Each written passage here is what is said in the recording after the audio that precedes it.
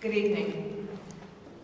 First, I want to thank the jury for their service, and I want to thank Mr. Floyd's family for your steadfastness. Today, we feel a sigh of relief. Still, it cannot take away the pain. A measure of justice isn't the same as equal justice. This verdict brings us a step closer, and the fact is, we still have work to do.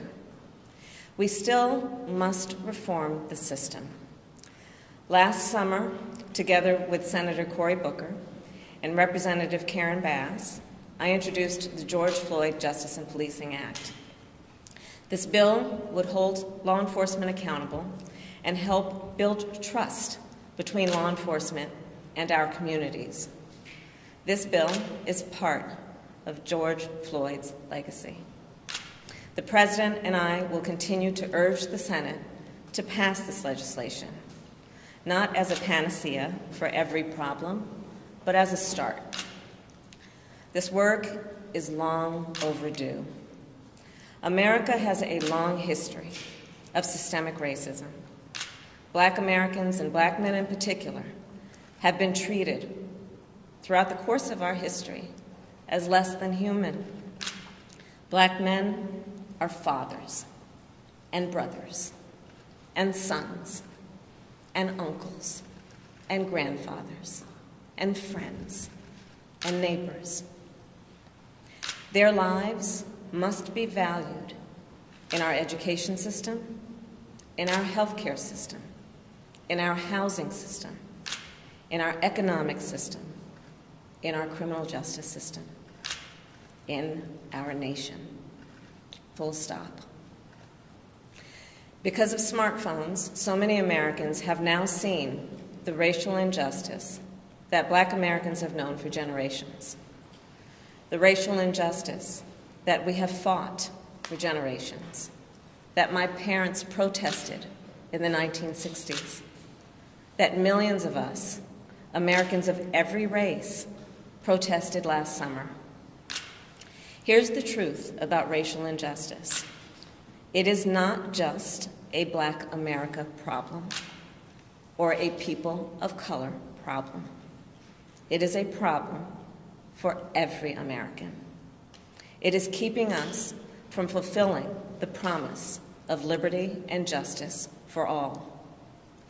And it is holding our nation back from realizing our full potential. We are all a part of George Floyd's legacy, and our job now is to honor it and to honor him. Thank you. And now it is my great honor to introduce the President of the United States, Joe Biden.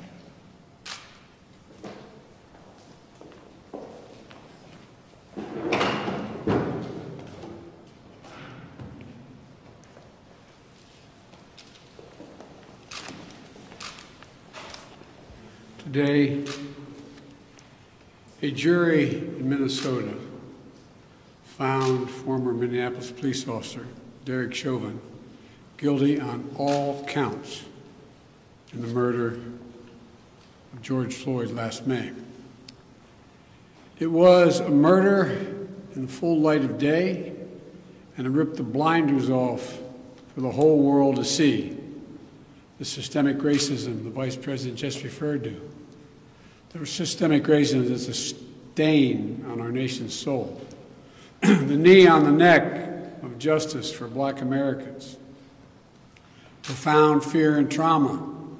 The pain, the exhaustion that Black and brown Americans experience every single day.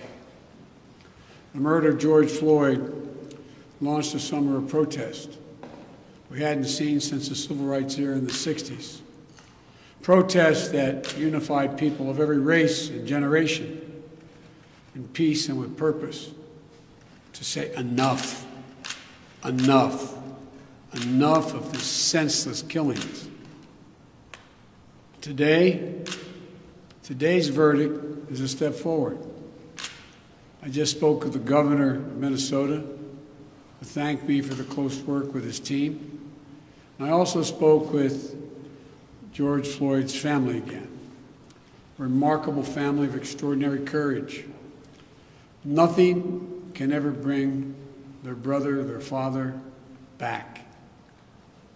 But this can be a giant step forward in the march toward justice in America.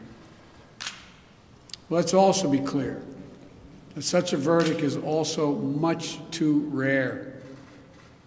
For so many people, it seems like it took a unique and extraordinary convergence of factors. A brave young woman with a smartphone camera, a crowd that was traumatized witnesses, a murder that lasts almost 10 minutes in broad daylight for ultimately the whole world to see. Officers standing up and testifying against a fellow officer instead of just closing ranks, which should be commended. A jury who heard the evidence, carried out their civic duty in the midst of an extraordinary moment, under extraordinary pressure.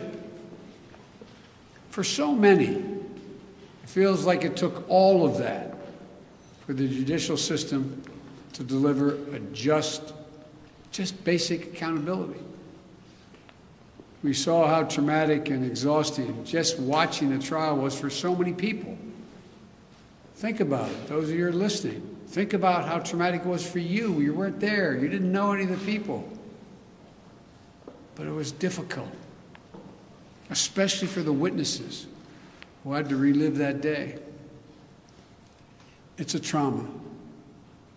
On top of the fear so many people of color live with every day when they go to sleep at night and pray for the safety of themselves and their loved ones. Again, as we saw in this trial from the fellow police officers who testified, most men and women who wear the badge serve their communities honorably. But those few who fail to meet that standard must be held accountable, and they were today. One was. No one should be above the law. And today's verdict sends that message. But it's not enough. We can't stop here. In order to deliver real change and reform, we can and we must do more to reduce the likelihood that tragedies like this will ever happen and occur again. To ensure that black and brown people, or anyone, so they don't fear the interactions with law enforcement, that they don't have to wake up knowing that they can lose their very life in the course of just living their life. They don't have to worry about whether their sons or daughters will come home after a grocery store run, or just walking down the street, or driving their car, or playing in the park, or just sleeping at home. And this takes acknowledging and confronting head-on systemic racism and the racial disparities that exist in policing and in our criminal justice system more broadly. You know, state and local government and law enforcement needs to step up, but so does the federal government. That's why I've appointed the leadership of the Justice Department that I have, that is fully committed to restoring trust between law enforcement and the community they are sworn to serve and protect. I have complete confidence in the Attorney General, General Garland's leadership and commitment. I've also nominated two key Justice Department nominees, Vanita Gupta and Kristen Clark, who are eminently qualified, highly respected lawyers who have spent their entire careers fighting to advance racial equity and justice. Vanita and Kristen have the experience and the skill necessary to advance our administration's priorities to root out unconstitutional policing and reform our criminal justice system, and they deserve to be confirmed. We also need Congress to act. George Floyd was murdered almost a year ago. There's meaningful police reform legislation in his name. You just heard the Vice President speak of it. She helped write it. Legislation to tackle systemic misconduct in police departments, to restore trust between law enforcement and the people they're entrusted to serve and protect. But it shouldn't take a whole year to get this done. In my conversations with the Floyd family, I spoke to them again today, I assure them we're going to continue to fight for the passage of the George Floyd Justice and Policing Act so I can sign into law as quickly as possible. There's more to do. Finally, it's the work we do every day to change hearts and minds as well as laws and policies. That's the work we have to do. Only then will full justice and full equality be delivered to all Americans. And that's what I just discussed with the Floyd family. The guilty verdict does not bring back George. But through the family's pain, they're finding purpose. So George's legacy will not be just about his death, but about what we must do in his memory. I also spoke to Gianna, George's young daughter again. When I met her last year, I've said this before, at George's funeral, I told her how brave I thought she was. And I sort of knelt down to hold her hand. I said, Daddy's looking down on you, he's so proud. She said to me then, I'll never forget it, Daddy changed the world. And I told her this afternoon, Daddy did change the world. Let that be his legacy. A legacy of peace, not violence, of justice. Peaceful expression of that legacy are inevitable and appropriate, but violent protest is not. And there are those who will seek to exploit the raw emotions of the moment, agitators and extremists who have no interest in social justice, who seek to carry out violence, destroy property, fan the flames of hate and division, who do everything in their power to stop this country's march toward racial justice. We can't let them succeed. This is a time for this country to come together, to unite as Americans. There can never be any safe harbor for hate in America. I've said it many times. The battle for soul of this nation has been a constant push and pull for more than 240 years. A tug of war between the American ideal that we're all created equal and the harsh reality that racism has long torn us apart. At our best, the American ideal wins out.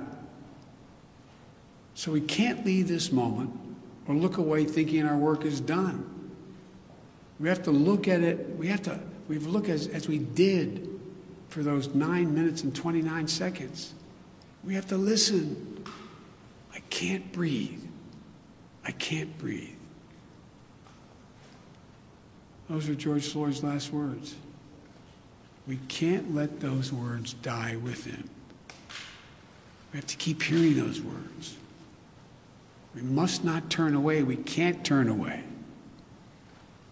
We have a chance to begin to change the trajectory in this country. It's my hope and prayer that we live up to the legacy. May God bless you, and may God bless George Floyd and his family. Thank you for taking the time to be here. This can be a moment of significant change. Thank you.